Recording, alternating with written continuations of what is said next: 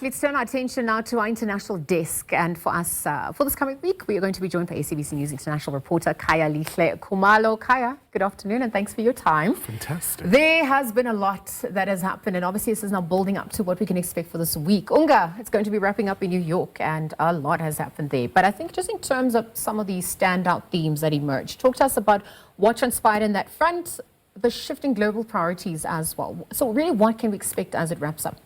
Well, obviously, Liesl, quite a lot has happened there in terms of really very global decision-making processes, but also the issue of the UN itself, 80 years. I mean, it's quite a milestone where they had an opportunity to dissect, to look at this global body in terms of its own introspection, but also just its role in terms of peacemaking processes, especially now where you're looking at what's happening, for example, in Gaza, what's happening in Ukraine, and many other hotspots as well. But also the priorities, whether you're looking at climate change, issues around affecting quite a number of countries, and really just well themed with South Africa's G20 priorities as well. And speaking of which, which strong voices stood out? Perhaps even if we're looking at our own continent, right? Ahead of the G20 as well. Something that was quite major, Liesl, obviously, I mean, there are quite a number of European countries recognizing the Palestinian statehood. That was quite a very big moment. I mean, the likes of UK, France, Australia, Canada, these are very influential countries. And a lot of them really saying that it's about exerting pressure on Israel to stop what's unfolding in Gaza. But most importantly, we know that the likes of South Africa, for example, as far back as 1995, when they recognized the state of Palestine, but also, more importantly, those very just important issues around, global development in terms of the sustainable development goals. We know that quite a number of countries are really falling short in terms of meeting those targets. You know, Kai, speaking of the Palestinian statehood question, we saw the rejection by Benjamin Netanyahu as well. We also saw reactions during his speech. But the questions are, what's next then for the Palestinian issue? Is what was discussed going to be concrete, or is it just more symbolic at this point?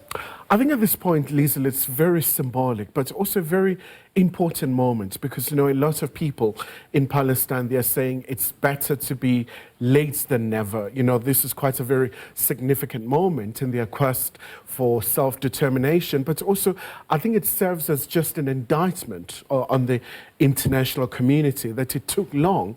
It took almost like nearly 2 years of conflict, but also the atrocities reported, but also a very important time, especially because for South Africa, I mean, we went to the ICJ and we're still expecting quite a lot to be done in terms of making sure that there's compliance around the findings. Well, more questions, and the world is watching with bated breath to see where to from here.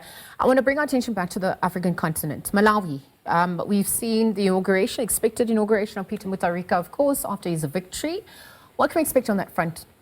So it was quite interesting, Liesl, what's happened in Malawi. I mean, these elections were quite, heavily contested. Yes. And we saw Lazarus Chakwera losing these elections.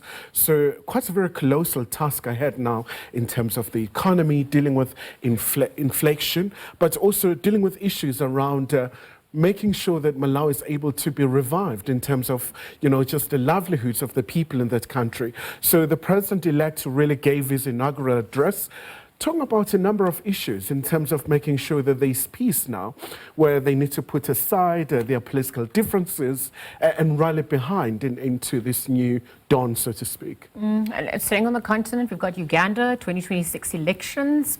The question, though, about its democratic trajectory. What can we ascertain on that front as we look for the week ahead as well? So a very interesting time, because we've seen that now the electoral body, Museveni has been cleared to be, to run again. I think this is going to be the 8th time. I mean, he's been a leader of Uganda since 1986.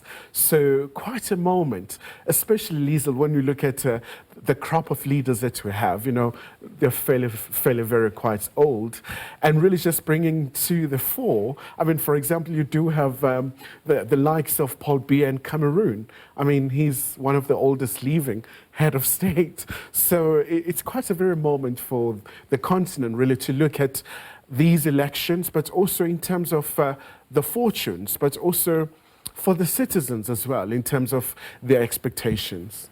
Khaya, there's a lot that's on the diary, and I know this just sets the precedent of what we can expect in terms of priorities, but we'll leave it there for now and continue to monitor those developments. Thank you for your time. Khayelihle Khumalo, the international news reporter, joining us to unpack what we can expect on the international diary.